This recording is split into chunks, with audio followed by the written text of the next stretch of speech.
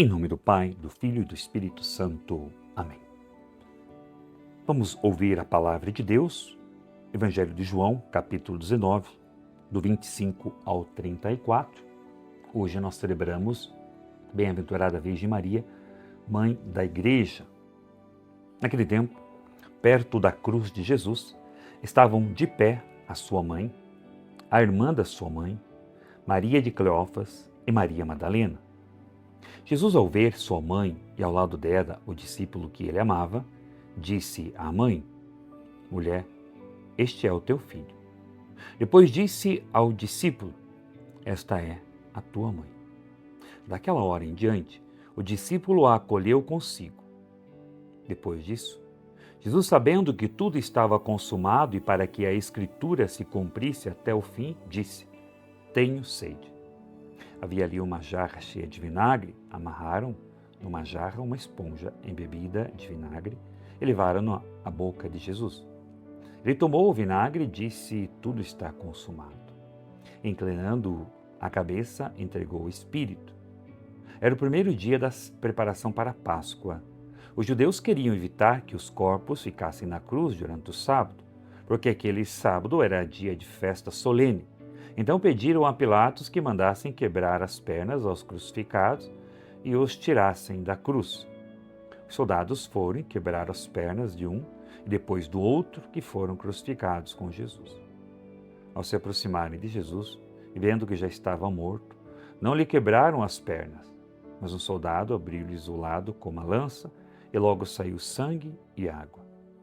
Palavra da salvação, glória a vós, Senhor. Que a palavra de Deus, palavra do Santo Evangelho, perdoa os nossos pecados e nos conduza um dia à vida eterna. Amém. Primeira leitura de hoje, Gênesis capítulo 3, do 9 ao 15, mais o versículo 20. O Salmo também pode ser a leitura, a primeira leitura pode ser também a outra opção, Atos capítulo 1, do 12 ao 14. E o Salmo 86, o refrão: Dizem coisas gloriosas da cidade do Senhor. Celebramos hoje a memória da bem-aventurada Virgem Maria, Mãe da Igreja.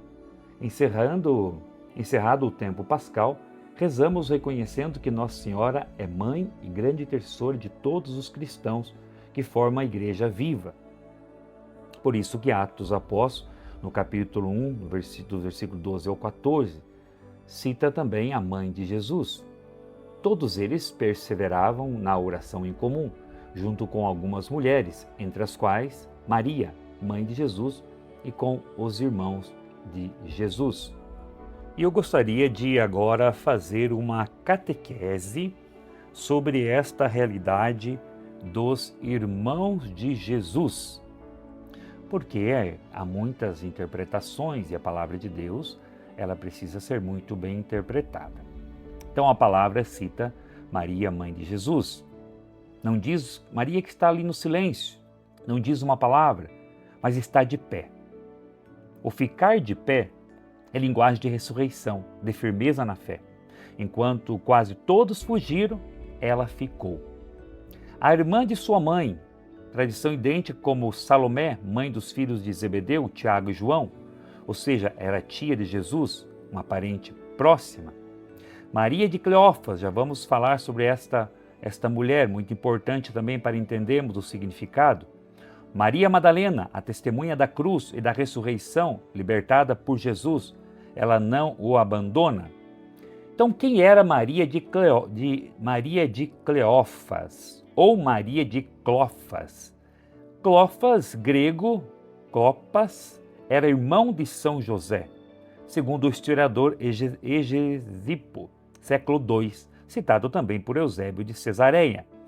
Isso significa que Maria de Clofas ou de Cleófas era cunhada de São José, ou seja, era cunhada da Virgem Maria. Portanto, irmão e irmã, estamos falando de parentes. O mais importante ainda, os filhos de Maria de Cleófas eram primos irmãos de Jesus. E quem eram esses filhos? Tiago menor, José, Simão e Judas. Eles aparecem nos evangelhos chamados de irmãos de Jesus, e essa é a chave aqui da questão. A questão, então, portanto, dos irmãos de Jesus. O povo escuta irmãos de Jesus e imagina irmãos carnais. E aí surge a confusão. Por isso que a palavra ela precisa ser interpretada junto com a igreja. Não é que a igreja quer esconder a palavra, não quer que você saiba da verdade, não. Mas é importante interpretar a palavra conforme ela foi escrita. Portanto, no grego, Mateus, Marcos, ali na linguagem, Adelphos, que significa então irmão, mas também pode ser primo, parente, membro do mesmo grupo. Adelphos pode ser irmão e pode ser primo, pode ser parente.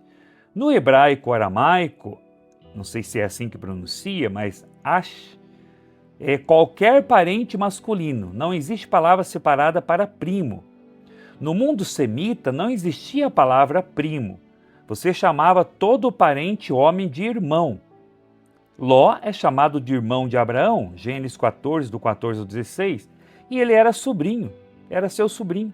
Labão é irmão de Rebeca, Gênesis 24, 60, e era seu cunhado.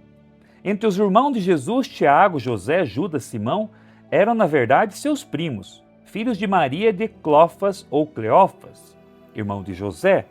A tradição da igreja sempre ensinou, Maria foi sempre virgem, semper virgo, antes, durante e depois do parto. Os chamados irmãos eram primos, parentes próximos e não irmãos carnais. Mulher, eis aí o teu filho,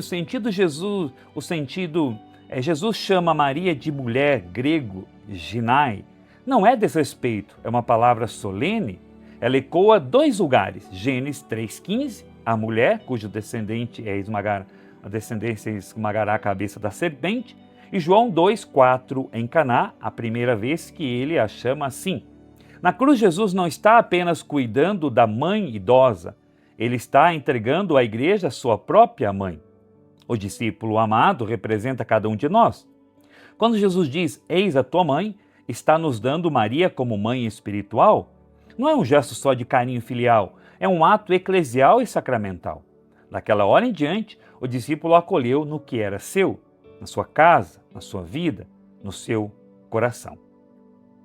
Portanto, na cruz, enquanto tudo parecia desmoronar, Jesus estava fundando uma família nova, a igreja, e colocava Maria como mãe de todos os que creem. Ela, que esteve de pé no momento mais escuro da história, continua de pé ao lado de cada um de nós. Irmão e irmã, uma pequena catequese sobre Nossa Senhora, sobre a Virgem Maria, para que possamos confiar, ler, crer na palavra de Deus, mas saber interpretar a palavra de Deus. Portanto, Jesus não teve irmãos carnais, Maria é virgem antes, durante e depois do parto. Quem diz o contrário tem uma mentalidade evangélica, tem uma mentalidade que não respeita a Virgem Maria. E, portanto, quando nós vemos aqui que cita os irmãos de Jesus, eram os primos de Jesus, os parentes próximos de Jesus. Também neste evangelho, Jesus cita a passagem que Jesus diz, tenho sede. A sede que Jesus sente não é provavelmente não seja uma sede apenas de água, embora ele estivesse com sede, mas é a sede da nossa alma, do nosso coração, de entregar a vida para Ele. Hoje, nesta segunda-feira, celebrando a bem-aventurada Virgem Maria, Mãe da Igreja, porque assim ela estava intercedendo lá, ontem que nós celebramos os Pentecostes, ela estava estava intercedendo para que a igreja fosse cheia do Espírito Santo. Portanto, pedir no dia de hoje, Maria, Virgem Mãe, intercede por mim, por minha casa, por minha família, por meus negócios, por meus estudos, pelas minhas atividades, para que o Espírito Santo passe à frente. Dai-me o dom do Espírito Santo, os dons do Espírito Santo, para que eu saiba agir conforme a palavra de Deus e conforme a vontade de Deus. Que Deus abençoe a cada um de nós e que possamos amar cada vez mais o Senhor, a palavra, a igreja e a Mãe de Deus, a Virgem Maria. Em nome do Pai, do Filho e do Espírito Santo.